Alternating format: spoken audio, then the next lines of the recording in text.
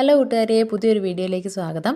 നമുക്കിന്നൊരു ഉഴുന്നുവട ഉണ്ടാക്കിയാലോ? അതിനായിട്ട് നേരത്തെ തന്നെ ഉഴുന്ന് കഴുകി വെള്ളത്തിൽ ഇട്ടായിരുന്നു. അതൊന്ന് ഒരു അരപ്പയിലേക്ക് തോരാൻ വെക്കണം. ഇനി അതിനകത്തേക്ക് ആവശ്യമായിട്ടുള്ള ഒരു കഷ്ണം ഇഞ്ചി, ഒരു സവാള, ഒരു പച്ചമുളക് ഇത്ര അരിഞ്ഞെടുക്കുന്നുണ്ടേ. ഇതിന് വേണമെങ്കിൽ നമുക്ക് ചുവന്നുള്ളി എടുക്കാം. ഞാൻ സവാള എടുക്കുന്നത്. ഇനി നമുക്ക് ഉഴുന്ന് അരച്ചെടുക്കാം. 2 കപ്പ് ഉഴുന്നിലേക്ക് ഒരു 1/4 കപ്പ് അളവിൽ ചോറും കൂടെ അരച്ചതായത് ഒട്ടും വെള്ളമില്ലാതെ അരച്ചതാണ്. മിക്സിയുടെ ചെറിയ ജാറിലിട്ട് 2-3 പ്രാവശ്യമായിട്ട് അരച്ചെടുത്താൽ മതി.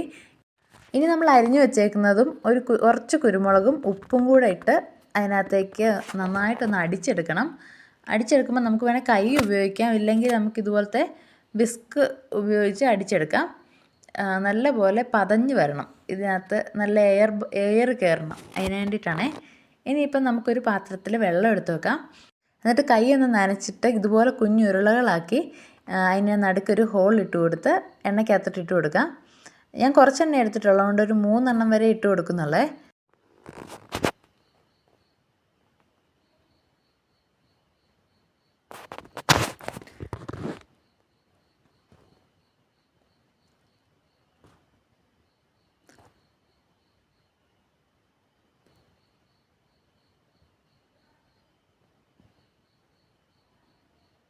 അങ്ങനെ ഉഴുന്നുവടയെല്ലാം കോരി എടുത്തിട്ടുണ്ട്.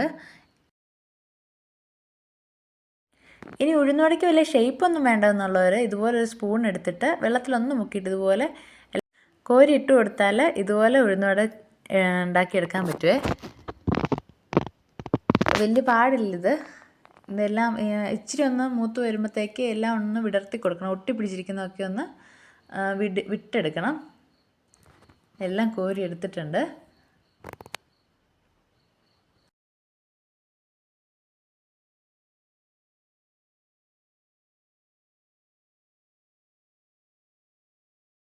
ഉഴുന്നുവട ഇതുപോലെ ഒന്ന് ഉണ്ടാക്കി നോക്കിയിട്ട് അഭിപ്രായം പറയണേ.